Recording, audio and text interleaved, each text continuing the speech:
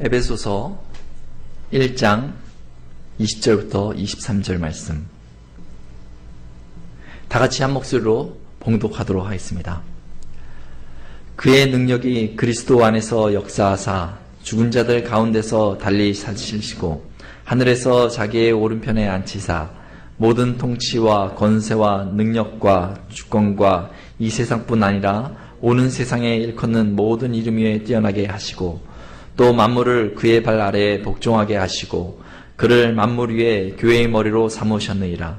교회는 그의 몸이니 만물 안에서 만물을 충만하게 하시는 이의 충만함이니라. 아멘. 중국의 진시 황제라는 사람이 있습니다. 진시왕이라고 불렸던 그 사람. 중국이 한 나라로 완전히 통일되기 전이었는데 이 진시 황제가 모든 나라들을 통일해서 진시 황제로 불리게 된 것입니다. 분열된 중국을 최초로 통일한 왕이죠. 여러분 중국하면 생각나는 게 딱 있지 않습니까? 만리장성. 위성에서도 보인다는 그 만리장성이 중국에 있습니다. 이 만리장성을 만든 장본인이기도 합니다. 이 진시 황제는요, 이후 2000년간 중국의 그 행정의 틀이 될 중앙집권 체제를 마련한 사람이기도 합니다. 한마디로요, 진시 황제는요, 아주 강력한 힘을 가졌던 사람이에요. 모든 것을 가졌던 그 진시 황제가 부족한 것이 그 마음에 한 가지 있었던 것 같습니다. 그것이 무엇이냐면 바로 불로장생에 대한 소망입니다. 영원히 살고자 하는 그 소망이 진시 황제에게 있었던 것 같습니다. 마치 전도서 3장 11절에 하나님이 사람들에게 영혼을 사모하는 마음을 주셨다 하는 것처럼 그런 마음이 진시 황제의 마음이 있었던 것 같아요. 그래서 살아생전에 모든 권력을 가진 그 상태에서 진시 황제가 명령을 내서 불로초를 찾아와라. 생명을 연장할 수 있는 불로초를 찾고자 사람들에게 시키고 본인도 애를 썼던 그런 이야기가 지금까지 알려지고 있습니다. 여러분 영원히 살기를 소망하십니까? 어떤 분들은 이렇게 얘기할지도 모르겠어요. 진시황이니까 영원히 살고자 했지. 내가 이 모습 이대로 영원히 산다면 차라리 죽는 게 낫겠다. 모든 사람이 진시황과 같은 마음으로 이 땅에서 영원히 살고자만 하는 것은 아닌 것 같습니다. 어떤 사람이 이런 표현을 합니다. 사는 게 지옥 같다. 여러분 그런 표현 들어보셨습니까? 고개를 끄덕이시는데요. 사는 게 지옥 같다. 이 정도의 표현을 하는 사람이 있다면 이 사람은 아주 심각한 거예요. 지금 카운셀링이 필요합니다. 대한민국에서요, 한국에서 한 해에 자살하는 사람이요 15,000명 정도가 된다고 합니다. 10,000명을 넘더라고요. 항상. 그 수치면 어느 정도냐면요, 인구 대비로 봤을 때는 한 3,000명이 모이잖아요. 3,000명이 모인 장소에서 한 사람은 자살할 가능성이 있다는 것을 말하고 있습니다. 대다수의 사람들이 그러한 현실을 안타까워하지만은 순간순간 내가 고통을 겪을 때는 그 자살하는 사람들의 심정이 때로는 이해가 될 수도 있는 것입니다. 얼마나 고통스러우면 저렇게 이 땅에서의 생명을 스스로 끊고자 했을까? 그런 마음이 10분 이해가 되는 경우도 있다는 사실입니다. 이 땅을 살아가면서요, 삶의 고통이 있다는 사실은 부인할 수 없는 사실입니다. 그냥 내가 좋은 게 좀 있고요, 내가 좋아하는 사람들이 좀 있어도 이 땅을 살아가는데 고통이 없다고 말할 수가 없어요. 살아가는데 고통이 우리에게 현존합니다. 이런 고통이요, 처음 시작한 곳이 어딥니까? 여러분 잘 알듯이 아담이 하나님을 떠났을 때 이 땅이 저주받아서 엉겅퀴가 나오기 시작한 것이에요. 이 땅의 환경에 엉겅퀴가 나오기 시작하면서 첫 고통이 시작됐습니다. 그런데 땅에서 엉겅퀴만 나와서 환경만 좀 무질서하게 됐다면 차라리 참을만 했을 것 같아요. 그런데 계속되는 그 사람들의 죄악으로 인해서 그들의 마음에서부터 엉겅퀴가 이렇게 나오기 시작한 것입니다. 어렸을 때부터 사람의 생각이 악함을 통해서 그 마음에서 나오는 엉겅퀴를 통해서 사람 간의 질서를 다 파괴하고 그 엉겅퀴로 옆에 있는 사람들을 상하게 하고 또 자신도 어떻게 할지 못해서 열매 맺지 못하는 그런 허망한 삶을 살아가고 있는 것입니다. 그래서 고통을 당하는 것입니다. 그냥 살짝 바라보기에는 좋은 세상인 줄 알았는데 발을 들여놓고 더 관계를 확장하다 보면 더 복잡해지는 마음을 가지고 사람들이 살아가고 있는지도 모릅니다. 사람들 틈에서 짓눌리고 무시당하고 고립되고 위협을 당하는 것이 너무나 두려워서 이 땅에서 더 이상 살고자 하는 그 마음을 포기하는지도 모릅니다. 그런 측면에서 생각해 보면요, 이 땅에 있는 사람들이 어떤 사람들은 이 땅에서 내 생명을 조금 더 연장했으면 좋겠다, 내 생명이 영원했으면 좋겠다, 그렇게 소망하는 사람들이 있을 수도 있고, 어떤 사람들은요 더 이상 이 땅에서 사는 게 싫다, 그만 끝나버렸으면 좋겠다 하는 사람들이 있을 수도 있는 것입니다. 영원히 산다는 것, 그것이 여러분들에게 어떤 의미가 있습니까? 영원히 산다는 것에 대해서 여러분들은 어떤 소망을 가지고 예수님의 부활을 바라보고 계십니까?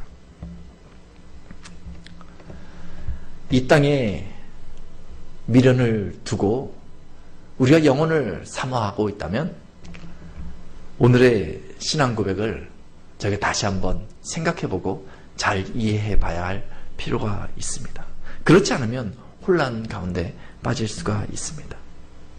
예수님이 부활하신 다음에 그 다음에 무엇을 하셨는지 저희가 기억해야 할 필요가 있습니다. 저를 따라 하겠습니다. 오늘의 신앙 고백은 하늘에 오르사부터입니다. 하늘에 오르사, 전능하신 하나님 우편에 앉아 계시다가, 이 신앙 고백이 중요하다는 것을 저는 오늘 말씀드리고 싶은 것입니다. 오늘 본문 20절 말씀은 이렇게 기록하고 있습니다. 그의 능력이 그리스도 안에서 역사하사 죽은 자들 가운데서 다시 살리시고 하늘에서 자기의 오른편에 앉히사라고 오늘 본문은 기록하고 있습니다. 여러분, 예수님이 지금 거하시는 곳은 어디입니까? 하늘입니다. 사도행전을 보니까요, 제자들이 부활하신 예수님과 대화를 이렇게 나누고 있었습니다. 이렇게 질문도 하고 예수님부터 듣기도 하면서 이렇게 대화를 나누고 있었는데, 예수님이 마지막 메시지를 쫙 전하시면서 내 증인이 되리라 막 이렇게 얘기하시더니 갑자기 슈 올라가시는 거예요. 얼마나 제자들이 황당했을까요? 예수님이 좀 올라가시는데 거기에 멈춰 쓰시는 것이 아니라 계속 올라가시더니 그 구름 사이로 해가지고 슉 하고 사라져 버리신 것입니다. 그래서 제자들은요, 그 구름을 자세히 이렇게 보고 있었다는 거예요. 예수님이 어디까지 올라가셨나, 이렇게 보고 있었을지도 모르겠습니다. 그들은요, 예수님과 대화할 때까지만 해도요, 예수님이 이제 부활하셨으니까 이 땅에서 우리와 함께 사시면서 이 땅에서 뭔가 큰 일을 하시지 않을까 아마 기대했던 것 같아요. 그래서 예수님한테 이런 질문을 던졌었거든요. 주께서 이스라엘 나라를 회복하심이 이때이니까? 이런 질문을 딱 던졌어요. 예수님이 지금 이 땅에서 부활하셔가지고 우리와 함께 하시니까 이제 예수님이 쫙 가셔서 이스라엘을 회복시키시겠지. 그러면서 영원토록 우리와 함께 하시겠지. 제자들이 그런 기대를 했던 것 같아요. 이 땅에 마음을 두고 예수님께 질문을 했던 것 같아요. 그런데 예수님은 제자들의 질문에 아랑곳하지 아니하시고 내 증인이 되리라 하면서 그냥 슝 하고 올라가 버리신 것이. 제자들이 얼마나 당황스러웠겠습니까? 하늘만 쳐다볼 수밖에 없었던 그 제자들의 입장이 이해가 되지 않습니까? 부활하신 다음에 이 땅에 계속 살아계셔야 우리도 부활하면 이 땅에서 영원히 살겠다라는 그 소망을 가졌을 것인데 예수님이 가버리신 것입니다. 이 땅에 미련을 두고 영생을 사모하는 분이 있다면 예수님이 하늘로 옮기셨다는 이 사실이 너무나 당황스럽게 느껴질 것입니다. 성도의 부활은 이 땅에서의 생명을 연장하는 것에 그 소망이 있는 것이 아닙니다. 여러분, 하늘로 올라가신 그 예수님은 도대체 어디를 가고 마셨다는 것입니까? 하늘로 올라가셔서 그 구름 사이를 이렇게 샥 날아다니고 계시는 것입니까? 아니면 하늘을 뛰어넘어서 우주의 어느 별 틈 사이를 예수님께서 다니시면서 거주하시는 것입니까?